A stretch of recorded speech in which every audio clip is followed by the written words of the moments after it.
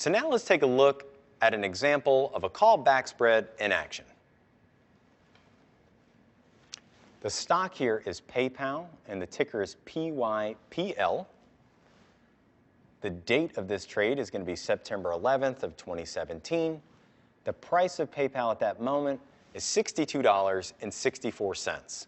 So to put on this backspread, here's how I'm going to structure it. I'm going to sell one of the January 62.5 calls, and I'm going to collect $4 in premium.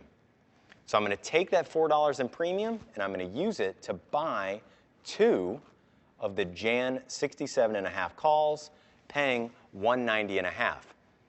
Now, the way I like to structure this trade is that the net that I receive, so 4, I want that to be larger than the amount that I'm paying. So I'm going to receive 4, and then I'm going to pay $381.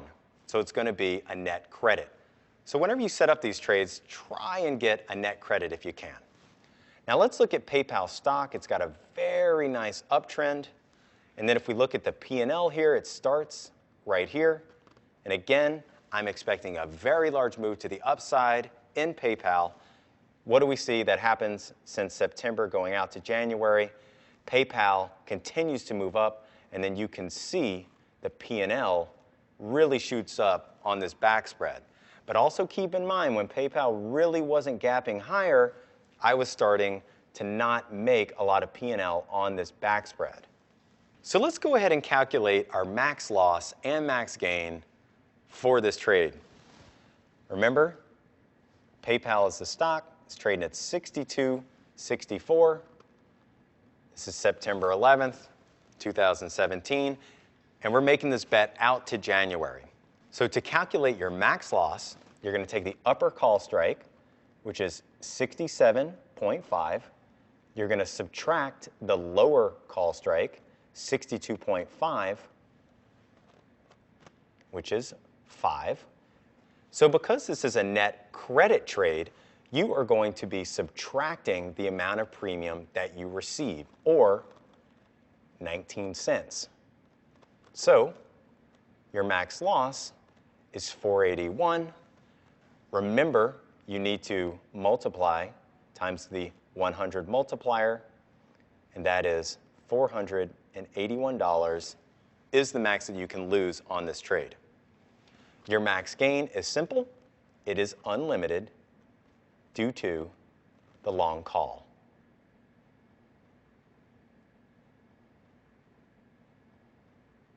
So let's go ahead and calculate our break-evens and then look at the net result of our trade. So to calculate your break-even higher, you're going to take 2 times your upper strike. So 2 times 67.5 is 135. Then you're going to subtract your lower strike. And then you're going to subtract the premium that you received, and that's going to equal 72.31. So basically, if PayPal is above $72.31 at expiration, you're going to make money.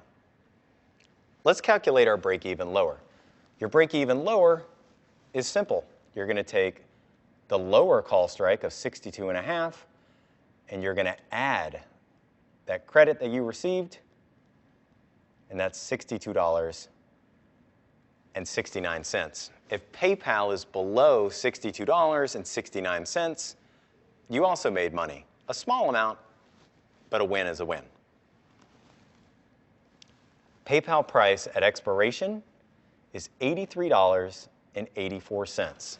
So again, is $83.84 above $72.31? Of course it is. So the net result is calculated as $83.84 minus $72.31, which equals $11.53. Remember, how many times did we put this on? 1 times 100. The net result is a gain of $1,153.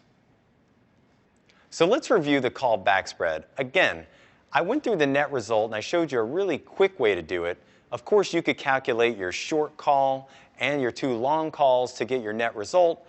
But again, once your stock settles above your break-even higher point, you know that it's a profitable trade and it's easy to calculate the net result. So again, adapt the call backspread to your hypothesis. Your hypothesis is that you think the stock is going to have a very large move to the upside. Also, you want to assess the outcome of applying this spread to your strategy. So know your max loss, know your potential gains, and obviously know your break-evens. So why don't you try another example in your workbook?